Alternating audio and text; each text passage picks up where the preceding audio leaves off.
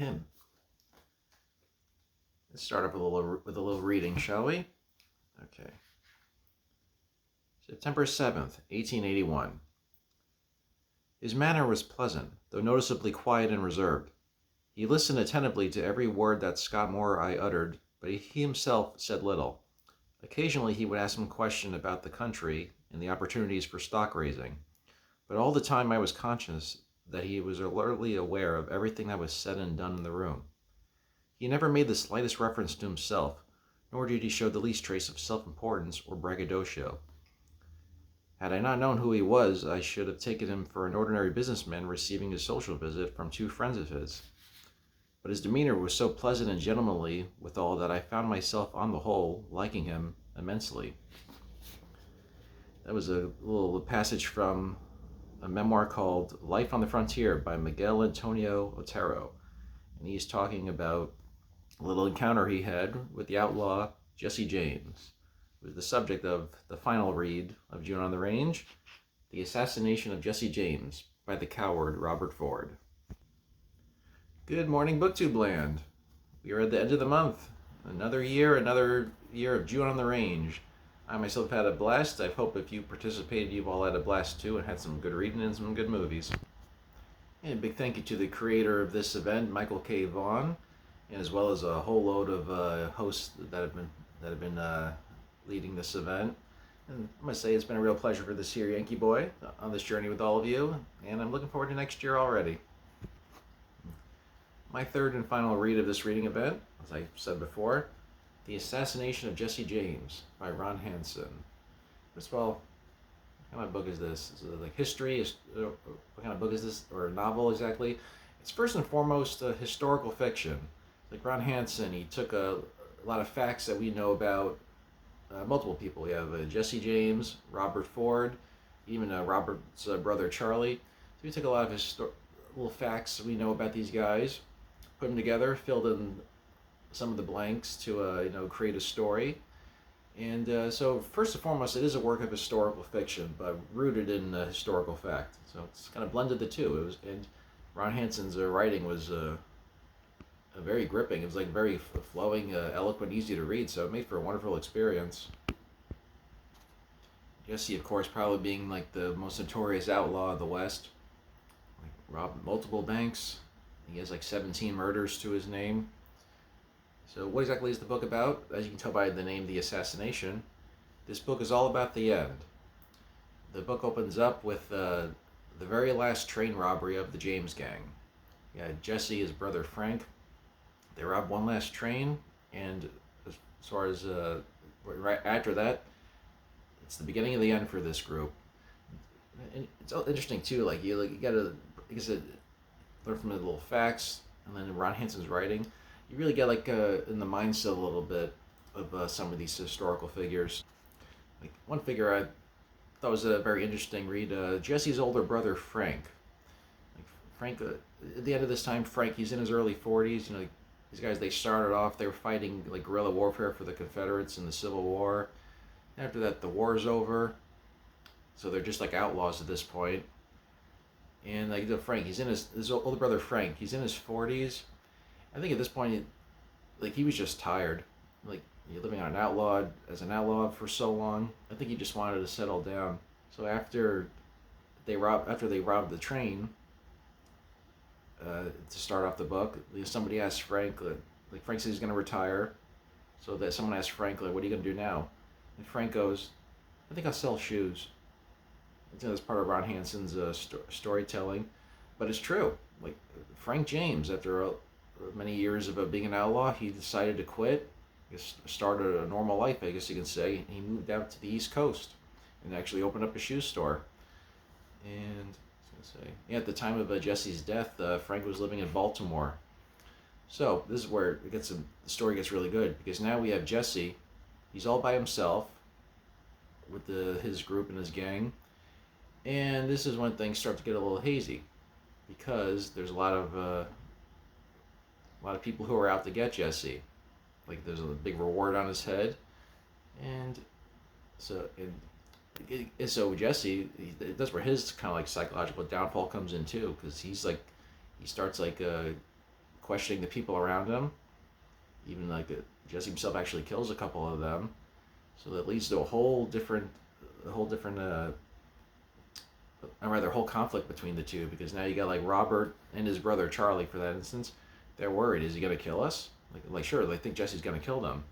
I think Jesse's behavior is kind of erratic, and then the Ford brothers start toying with the idea, well, maybe we should collect that reward money. And it's like they're on. It's a very tense story, because like Jesse, like you don't know what his state is. The Fords, you don't know that they're going to stay loyal to their friend or betray him, get the money, or just preserve their own lives. It's really tense reading at times. I mentioned before how Frank James was just tired and didn't want to be an outlaw anymore. Same for Jesse is a sad story too. Like all the life he's led in the state where he is now. He's like all worried about the people around him. I think it's safe to say that like Jesse, he was just tired himself, but he didn't want to live anymore. It's like the way his life turned out. And, he had some physical problems, and it's natural. And from like the war and this fighting and whatnot, he had a couple unhealed bullet wounds, and then plus you got to worry about all these people coming after you. I think it's safe to say Jesse, just didn't want to live anymore. I think he was looking for a way out. And for the rest of this video, I guess you can consider this a spoiler, because I have to talk about what happens to Jesse and Robert. It's just incredible, especially Robert's case. But here's what happens. So Jesse, like Robert and his brother Charlie, they're like scared to death at this point, because they don't know if Jesse's gonna take them out or not, and they're conflicted. They should turn him in and get their reward. Somebody's gonna get rich off it. At least they should, and they stay alive. So they're at Jesse's home in Missouri, and Jesse does the unthinkable. He actually takes off his gun belts, and he goes to he always had his guns on him. Jesse takes off his guns, lays them down, and he goes to clean a picture and to dust a photo. It's like famous last words. Oh, that picture looks dusty. So he has his back to the Ford brothers, and the Ford brothers take out their guns, and Robert just shoots him in the back of the head. And that was how Jesse James met his demise. It's a sad story. They think maybe he's set himself up, he set up Robert to kill him, or it's just a very conflicting story, a very conflicting guy. Okay, now get ready. This is about to get insane. So Jesse's now dead. The first thing that happened, somebody bought Jesse's corpse. It's the same man. The guy bought the corpse for profit. The same man, he had bought the body of the assassin of President James Garfield this time. I forget the exact dollar amount, but the same man paid 2, maybe 3 times more for the body of Jesse James. And what do they do with it? They put his body on a bed of ice, and it was a tourist attraction for a little bit. People actually paid to see Jesse James's corpse. And also they sold photographs. You go to stores, buy a photo. Or imagine this. One area where you can see a photo. I don't think they have these anymore, but I remember my childhood in the 90s. God, talk about my childhood in the 1990s when there was no internet. Compared to today, you think I was talking about the 1890s. I remember back in the day, they used to have little machines, you put your money in, and there's a timer, and you look through the scope, and there's different photos around the world and whatnot, or animals. At the time, they had those little machines, and you look through the photos, they had Jesse James's body on display, alongside photos of, the Sphinx and the Taj Mahal. That's what a monumental figure Jesse was in the American West. Look at his body next to the Taj Mahal and the Sphinx. That was an incredible little fact. I think at one point you could actually see Jesse's body at P.T. Barnum's circus. Kind of sick too, for parading around a dead body like that. You think that was crazy? Get ready, it's about to get even crazier with Robert Ford. After he assassinated Jesse James, you know what his next move was? The bright lights of Broadway. I could not believe that when I read that. Robert was approached by a playwright. They actually wrote a little play about, it's called How I Killed Jesse James. It was on Broadway, New York, and Robert played himself, and Charlie was in the show. His brother Charlie was in the show too. So that was yeah, it's sick too. Like, so the guy, like, he's got worried about Jesse killing himself. He took the reward money and he tried to cash in on the fame and celebrity. Like, I always say too, like, people don't change over time, just the small details. But it's amazing how even back then people try and cash in on anything, cash in on their celebrity. So yeah, things didn't exactly work out for Bob in his personal life. Even like people around the country, they still looked at Bob as like a coward, even though they were a criminal element. They looked at Bob like, well, you shot him in the back, and like you betrayed your friend and shot him in the back. So at some point, Bob didn't exactly get the fame and respect that he wanted. As he got the reward money, that later on in his life, he moved out to Boulder, Colorado, where he opened up a saloon. Like the West was expanding, so there were opportunities to open up like very formal, like a saloon. They have gambling, so there's an opportunity to make a lot of money. I got one more little passage for you. So Bob, like, you want to know how Bob met his demise? We all know how Jesse met his demise, but remember, before reading this, I did not know what happened to Bob. So it's the very last paragraph of the book. It's a little more reading for you. Hopefully I don't screw this up. So Bob, he said he's living in Colorado, owns a saloon, and he's approached by a man named Edward O'Kelly. Let's see. Just a little context too. There's a woman's name mentioned here, Ella Mae Watterson. She was the bartender in this saloon, so when her name comes up, you'll know who she is.